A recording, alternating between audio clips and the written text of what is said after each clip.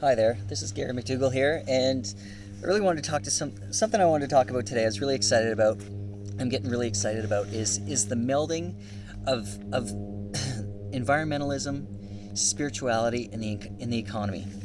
Now, I think they're separated in titles, but I think if we all start learning to work together and kind of seeing that we're all in this together on the land, and the economy is very important moving forward, and that we can actually have, like, I have this vision that we could have a green economy in the future and live abundantly, produce abundantly, and all live happily ever after.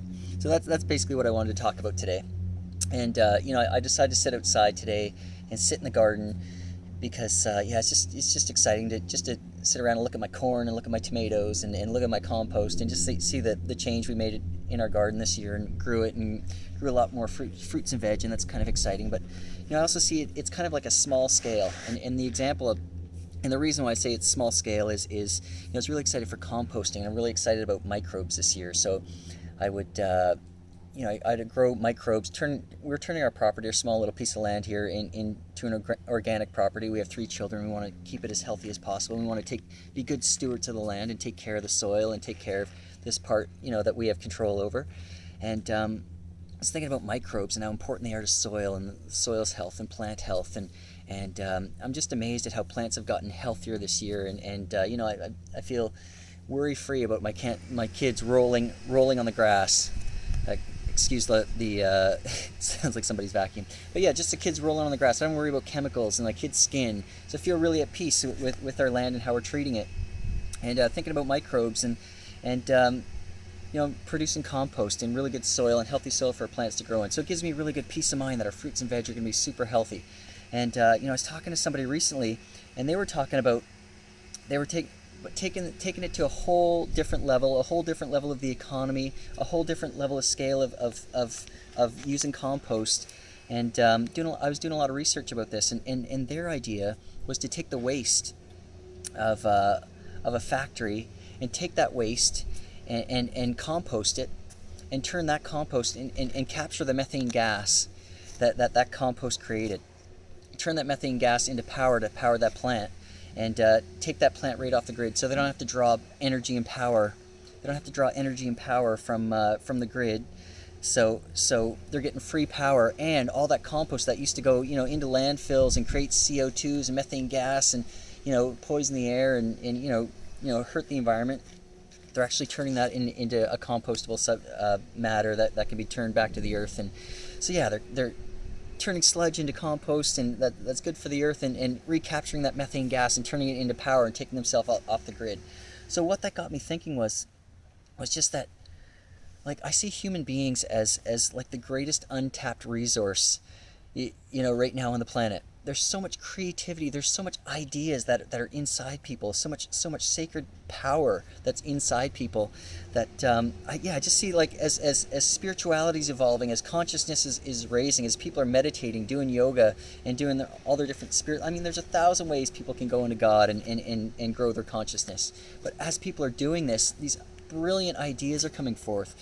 So as I see soil degradation as an issue that's threatening the human population, as I see our waters and salmon disappearing, it's a little bit scary. But as I just feel into the fear and let go of that fear, I know the solution is there.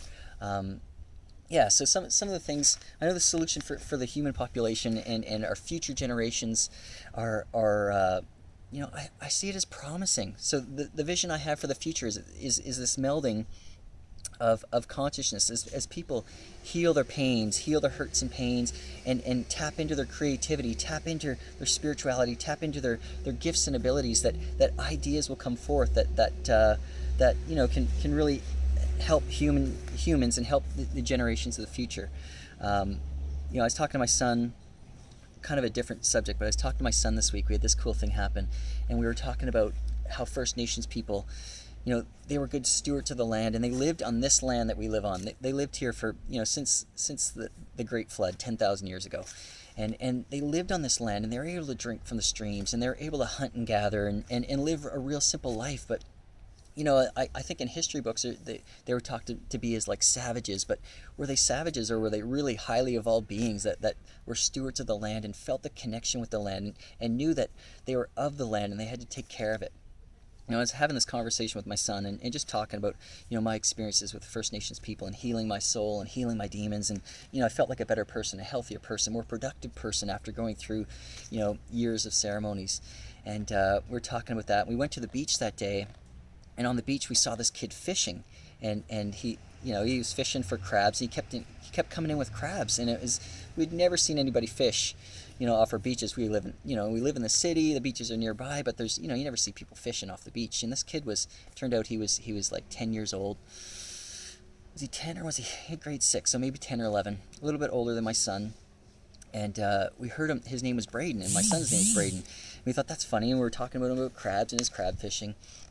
And I called my son Bear. I've called my son Bear ever since he was a baby. He just seemed like a bear to me. He's like a little bear. He's strong and he's tough and, emotional and sensitive, but tough, and a bit of a fighter.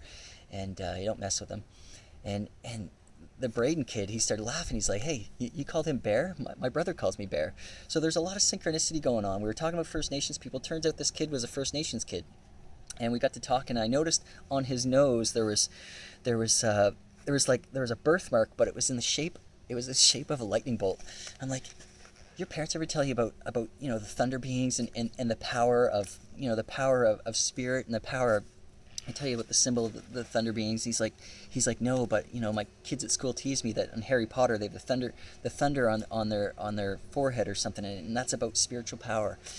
And I've never seen Harry Potter, but I heard Oprah and Panache Desai on Super Soul Sunday talking about how each and every one of us has this spirituality, has this power inside of us, and we're drawn to these movies because that's in us. It's just untapped. So I'm excited for my son and the power that's within him in the future that's for him, and the gifts and abilities that come out of him. Things come so naturally to him, and he inspires me. I love learning about dinosaurs with him and animals. He loves animals and the earth and protecting habitat.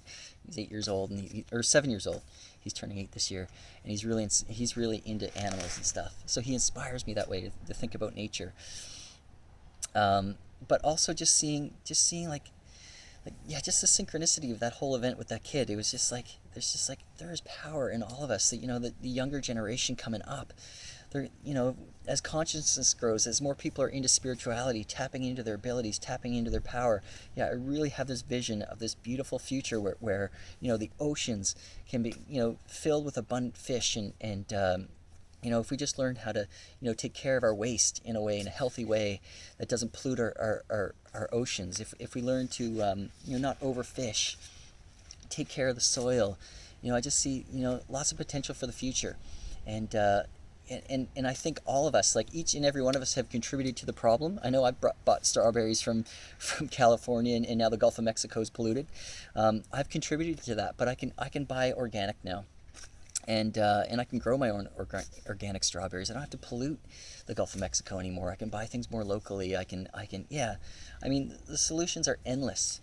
So I'm excited about that. And on another note, and the reason why I'm so inspired by nature and it's not so much because what I've been taught, like I haven't been brainwashed or anything. It's just because when I spend time in nature, I just see that we're connected to nature. And in sitting in meditation, I was kind of sitting in meditation this week, and I do that every day. And something that came to me was, something that's been coming to me is like God's not just out there. God and the Spirit of God is in everything. He's in the spirit of this dirt. In every living thing. So spirituality is not just something that like God's out there. It's in us. And that we have to take care of the planet, because we are the planet. We live in the planet. We eat off the planet. We live on the planet. We are the planet. So not only do we have to take care of ourselves individually, our bodies, but we have to take care of, this body, the earth. And I kind of saw it as like the micro. We are the micro, and the macro is we live inside the body of God. That the earth is like, just in the same way we have a heart in our body, and we have a brain, we have lungs.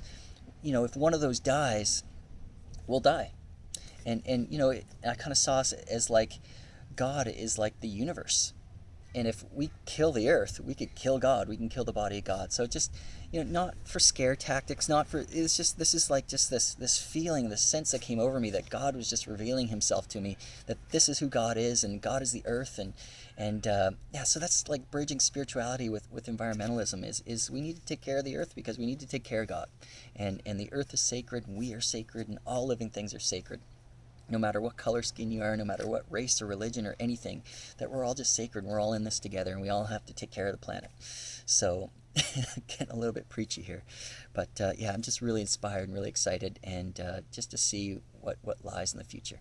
So I could stop there. I'm going to stop there. But just say that I'm excited for the future. I'm excited to see what's inside you. If you're listening to this, what ideas, what kind of a future you envision, and what solutions are out there. So I'm excited for that, and lots of love to you, and for your future, and for being a part of the solution.